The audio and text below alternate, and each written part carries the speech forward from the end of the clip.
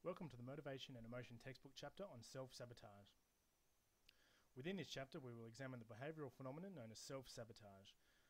We will try to explain the idea behind the concept by analysing the theoretical background which leads to the manifestation of self-sabotage. Then we will look into some practical examples of self-sabotage behaviours and seek to explain why they exist. Finally, we will analyse some techniques for overcoming self-sabotage, or at least reducing its effects before summarising the chapter. Have you ever started an essay only hours before it was due?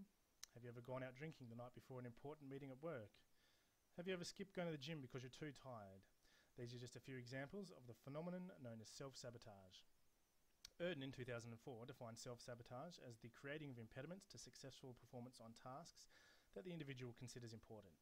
Self-sabotage, or self-handicapping as it is otherwise known, is a behavioural phenomenon where in the pursuit of a certain goal, an individual creates incidents which may inhibit the successful achievement of that goal. These incidents are then cited by the individual as excuses for failure rather than attributing the blame personally. To understand the inherent need for self-sabotage, we must closely analyse the motivational factors which influence individuals to achieve or not achieve important goals. Normative goal theory is an idea discussed by educational psychologists to describe the varying motivational forces which affect individuals. This theory suggests that people can be separated into two motivational categories: performance or mastery.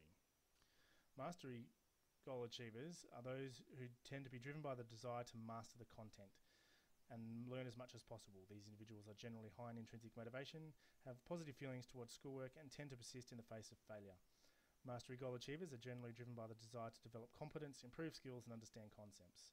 Conversely, performance or ego goal achievers are people who feed off the comparison to others in their social environment. For example, ego goal achievers in schools are constantly comparing the work they produce to that of their peers. Ego goal achievers therefore possess high levels of extrinsic motivation and are inclined to give up if they sense failure.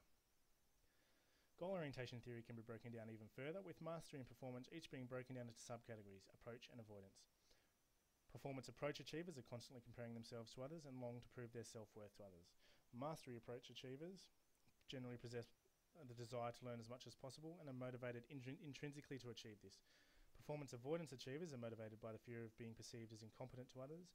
And finally, mastery avoidance achievers are motivated by the fear of not achieving mastery.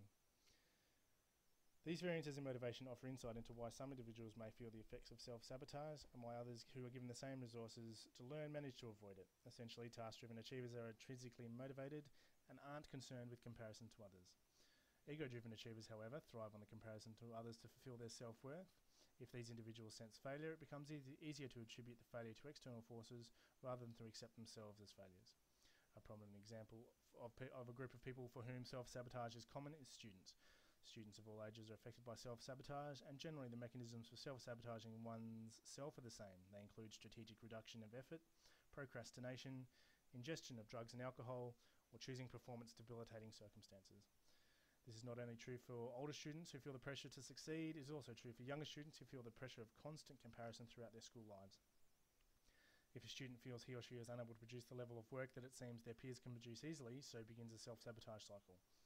The student may find the work difficult, so they partake in reckless behaviours, which sees them removed from class, which then sees them fall behind academically and in turn find new work even more difficult. Self-sabotage is not limited to academia though, with common examples being in professional workforce and also in trying to lose weight and dieting. So how can we overcome self-sabotage? The fundamental method for overcoming self-sabotage is to identify problem behaviours. Are you taking too many classes at work? Are you leaving sufficient time to study? Are you socialising excessively before exams? It is also important to regulate one's environment. If you're trying to lose weight, for instance, eliminating junk food from your environment and controlling the size of your portions.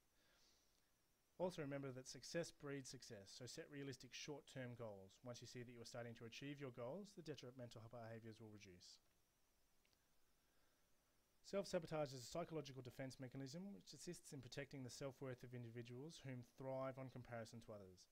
It is human nature to want to avoid failure, and while self-sabotage may increase the likelihood of failure, it reduces the negative effects that failure can bring. While it does lead to the individuals failing to achieve goals, it also protects their self-esteem and may increase the likelihood of goals at least being attempted again in the future. For more information, please refer to the Wikiversity textbook chapter on self-sabotage.